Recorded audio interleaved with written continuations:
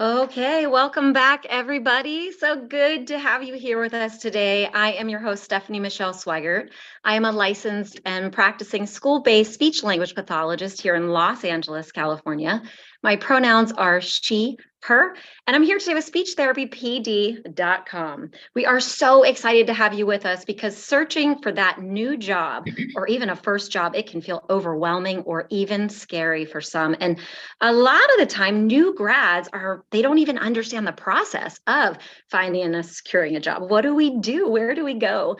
And this is a big moment in time when new grads are leaving their universities and they're heading out into the real world for the first time and finding your first job, guys. This is a significant life event. It is very exciting. Some graduates are ready to just dive right in to put their skill sets to use, serving the world while collecting those paychecks. And others, well, maybe they're considering taking a little brain break or a mental break, if you will. Maybe they're jet setting somewhere fun to backpack Europe or explore a little bit before they get started. As a listener, wherever you may be and wherever you might land on that spectrum, we are here to take the pressure off of you just a bit and to show you a roadmap to all that you will need from start to finish for securing that first job, hopefully your ultimate dream job. Job searching is basically a skill all on its own, and that is why we brought in industry-leading SLP expert Treva Graves to this episode. She's going to share her wisdom on this topic because Treva is the founder and CEO of Bloom Personal Branding. Hello and welcome, Treva. Thank you so much for being here. Oh my gosh, thank you for having me. I'm so excited to be here. Yes, absolutely. Thank you so much. We know that you are just an expert in this area, and I'm so excited to just dive right in and hear all of the excellent wisdom that you have to share with SLPs to be. Yes, thank you. Thank you. Well, I'm going to just dig right in here and get started. Perfect. So I practiced speech pathology for over 26 years. I still do a little bit of it. I'm not completely away from it, but I decided to pivot. And instead of working with people on disordered communication, I now work with people on normal communication skills and also building personal brands. And as an SLP, personal brands are very important, especially in a job search. And so what is a personal brand? You're probably wondering, and maybe you've heard about it. Hopefully you have. But your personal brand is really your reputation. It's what people think about you, even when you're not in the room. And so your brand should express what you are capable of in your skills and your personality traits. So it's spending a lot of time in self-discovery and really becoming self-aware of who you are. Now, personal branding isn't image, and image is really the outer representation of yourself, but your personal brand is the whole representation of yourself. So it's determining, what are my values? What are my strengths? What's my passion in life, my purpose? What is it, or why do you do what you do? It's your why. And why did you choose speech pathology as your career? And that is something that you will definitely get asked in a job interview. So it's important to know how to share your story in an interview, and not only, on your profiles on social media, which we'll talk about a little bit, but being able to express who you are in a story. And I'm going to give you a little, some tips and strategies on how to tell that story in just a moment. So when we think about where do you want to work? Do you want to work in schools, in medical facilities, skilled nursing facilities, or even telepractice? You need to spend some time thinking about what are your needs and what are your goals at this point in your life. Are you a mom? Do you have kids? Are you married? Are you single? Where when you think about the job, um, where do your passions lie, but also how does that job fit in to your life? Because a school job has different hours and schedules than a job in the medical field or even telepractice. And by the way, telepractice is a great way to supplement income or work part-time. I do a little bit of that myself and I really enjoy it. So digging deep into your values and your needs, you need to ask yourself this question: what is the best way for me to serve others with my unique value or your unique value? That really is the key right there. It's serving others. And that's where your uniqueness shines and comes out, because we all have those special ingredients about ourselves. And so what are those, and how can I express that not only in a job interview, but in my job, working with people?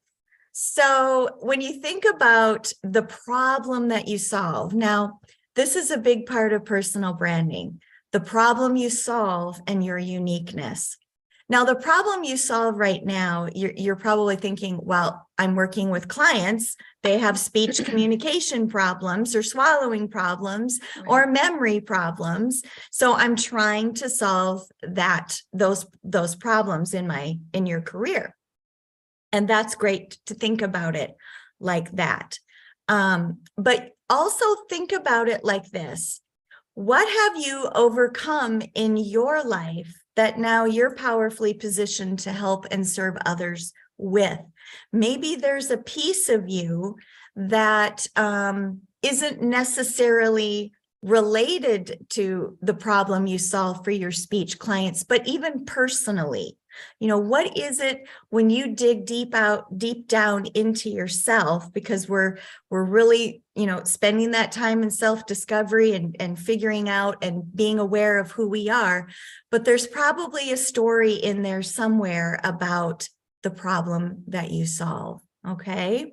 Can I ask you a question about that? I'm thinking in my head, so would an example of this be maybe if an SLP receives speech therapy themselves for fluency, maybe, in school, and they have fond memories and they want to give back, and, maybe they remember their SLP making a huge difference in their life. So maybe they want to now say, hey, I want to go back into schools and be that person for someone else the way that SLP was for me. Would that be an example?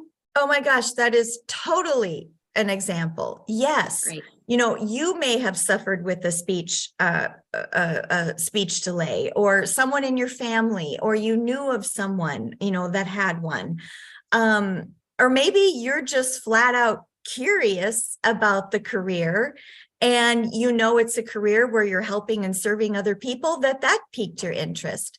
But sharing that story is super, super important. Great. So let's talk a little bit about some of the things that I think that you need to do as you get started in your job search. Okay. Some of these things might even surprise you. I don't know. But one of the things I would do right away, if you haven't already, buy your domain name. So buy a website. And I recommend buying your name. So go to GoDaddy.com. Typically, it's like $20, $25 to buy your name. If you have a more common name and that name is taken, you might have to come up with some, funky ways, adding dashes or underscores or something in there to buy the name. But I would get as close to or buy your name and have your own website. And it's like, well, why do I need that?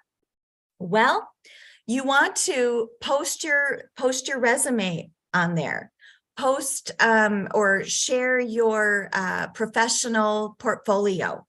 Now you're thinking, well, I don't really have one. I'm just getting started. But guess what? You do have a professional portfolio because you've probably done internships. Maybe you spend some time doing, hearing evaluations, but all of that really is part of your professional portfolio. If you volunteered somewhere, that's still professional involvement. So putting all of that experience on that website of yours is very, very important. You also want to have a photo, and that photo must look professional. So I don't mean a photo with your friends, on the weekend, but just making sure that if you take it with your phone, because our phones take amazing photos today, you want to make sure that you are dressed professionally, your hair is done, and that you just look professional. So having a good photo on your website, super, super important. Okay, so no fancy, photo shoot headshot needed. They can just take a really nice one of themselves on their personal phone, dress professionally. Yes, absolutely. You can do that. I have no issue with that at all. So great. Okay, next. Now, maybe some of you like to write. Maybe you want to start a blog or post an article or something, to kind of share a little bit more about yourself. I would add a tab on my website for articles or a blog post. And when you've got that, going, maybe, get a few in the can and start posting one a week and sharing that link within your network or community or online is a great way to build awareness about yourself. So you can direct recruiters to, hey, here's my website, here's my blog, here's my article, great things to do. So another thing that you could do, and I'm going to talk a little bit about LinkedIn. If you're not on LinkedIn, I highly suggest that you should be. And you always want to make sure that your headline and your profile is all filled out. You want to put those keywords about yourself. If you've been on LinkedIn, you'll see you have an option for a banner. So you do want to make sure you have a banner photo on there. Maybe it's you working, a picture of you somewhere, but you want to have a banner photo there, and then put your headshot on there. And then you also want to add keywords about you in that headline, and then making sure that your about section has a full summary of who you are. And so you can also sign up for LinkedIn Careers. And this is a great way. You get the first month is free. And after that I think it's $29 a month.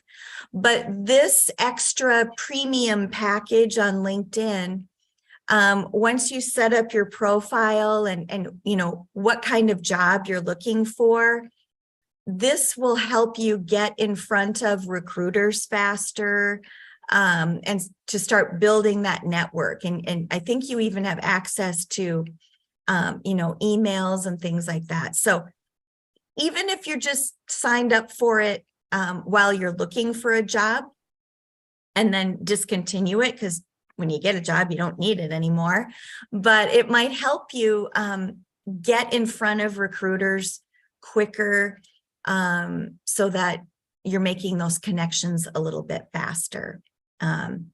But here's what I want to add about how to write your story for LinkedIn and even for your website. And I call this the 4D branded method.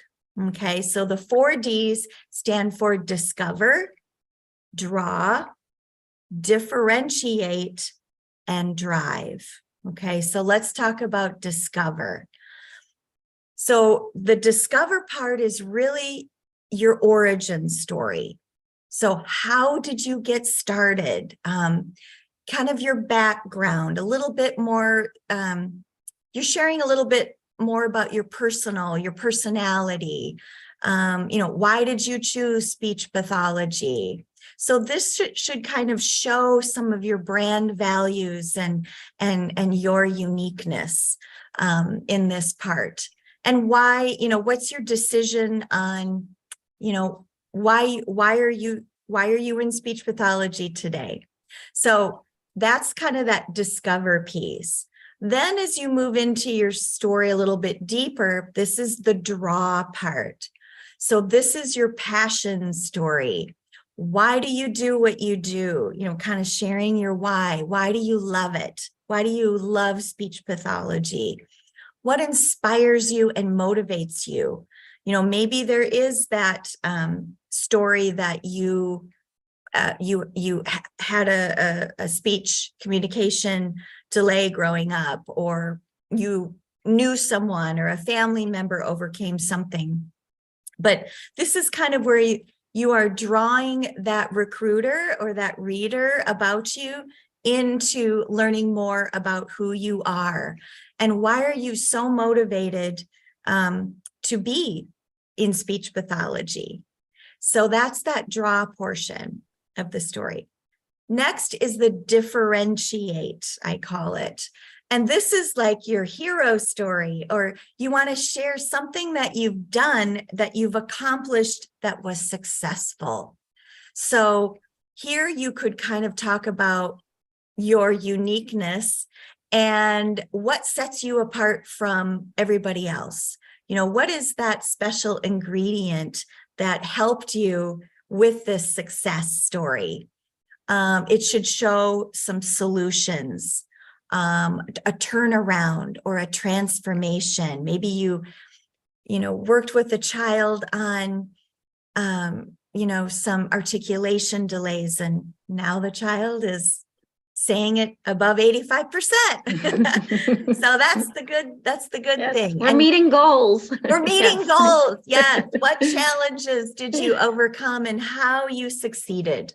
So share a great success story. And those can be success stories from their internships that they've been doing, right? Or from their volunteering that they've been doing. Yes, right. Absolutely. And then finally, that last part of that 4D method is the drive, okay? This is your sort of call to action. Show examples that you can prove you can get the job done. Share what you can do better than maybe others can't, but you want to show your true value right here and even inspire those recruiters with who you are. So I hope that helps in writing that story. You never ever want to just slap your resume in that about section, because if they want your resume, they're going to ask you. The about section is truly about you. Personal branding today is about creating human connection. And more than ever, all of the research I've done on personal branding relates to how people crave that human connection.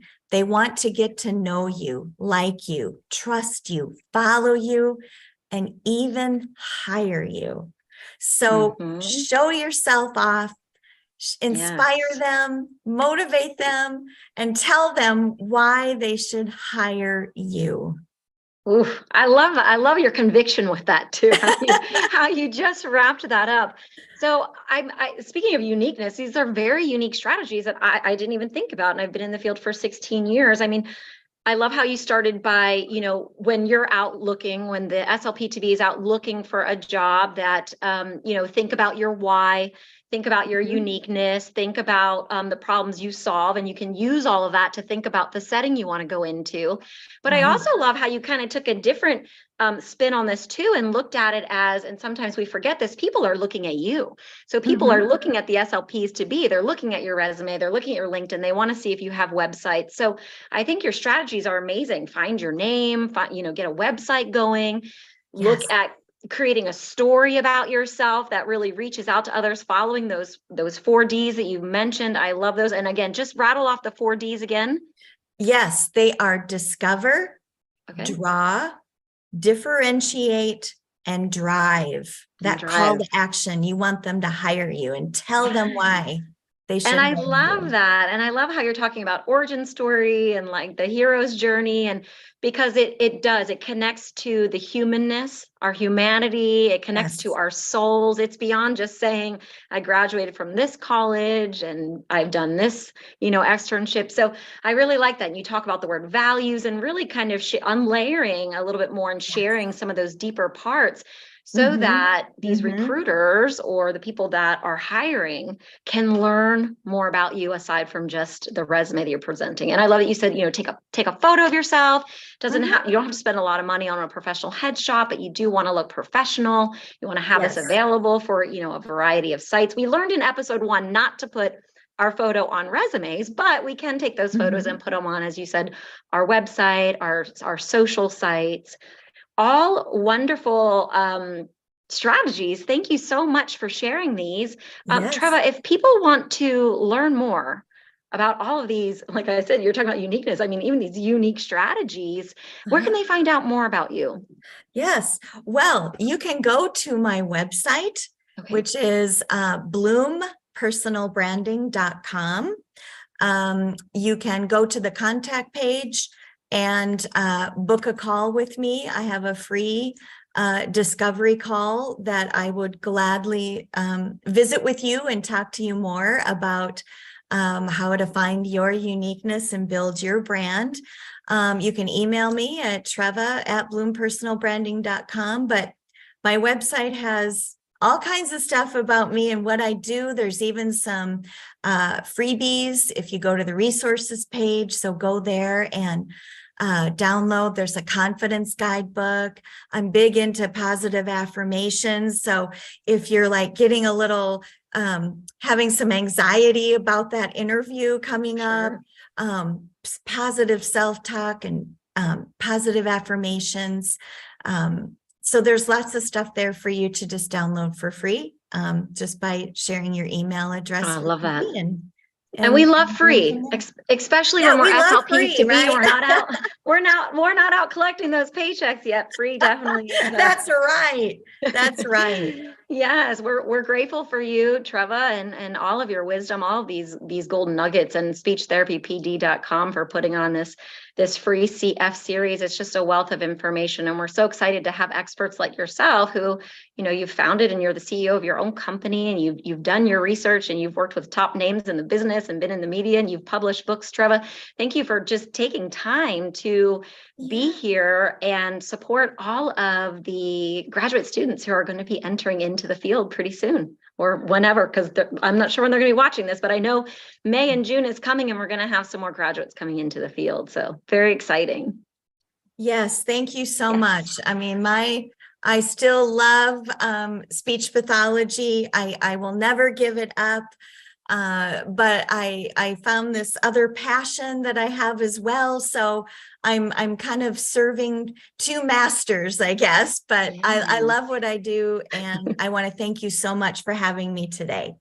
Yes, absolutely. So, for everybody who's listening, let's close out this episode today just by remembering that searching for a job can bring with it a lot of mixed emotions. And remember that mindfulness is a wonderful tool to support us with relieving ourselves a bit from any suffering that can come up while we are job searching or while people are searching for us.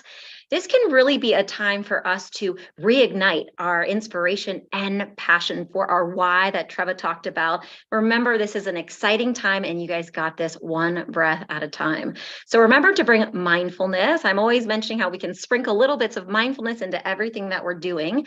And some of the ways you can bring mindfulness into job searching is, and Treva touched on this already, is really remembering your why.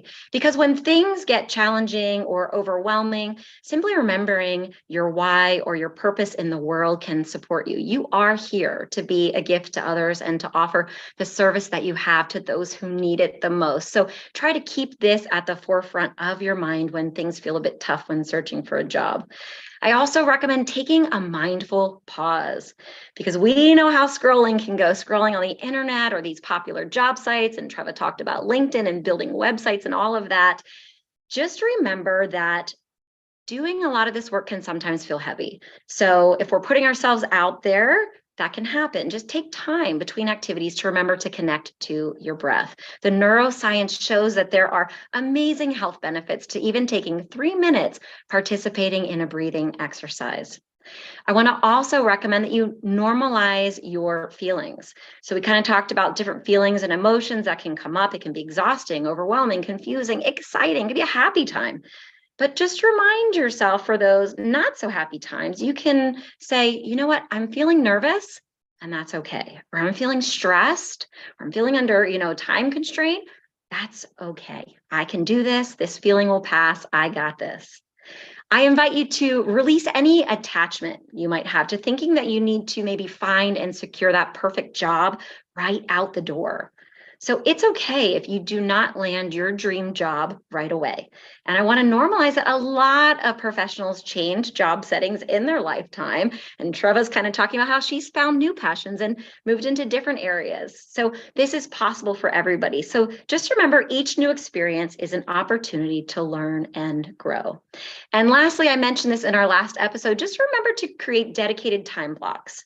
We talked about creating a time block for writing your resume. You can also set aside a dedicated time block in your schedule for searching for a job, because you won't be able to just go on to the computer, most people anyways, and just start searching for a job and find that job that you want right away in one night. This is going to be a process. So allow yourself some chunks of time in your schedule periodically to search for different jobs and allow more opportunities to present themselves over time. That's all we have for today. We are coming just at the end of our time here on our CF series. This is the journey for graduate students to CF, and we are providing you the roadmap for each step of the way, bringing in industry-leading experts to give you the wisdom you need and to answer those questions that you may have. We are so grateful that you are here and that you are watching, and we will see you back here again next week for the next step in your journey. Thank you, everybody. Goodbye, Treva. Thank you.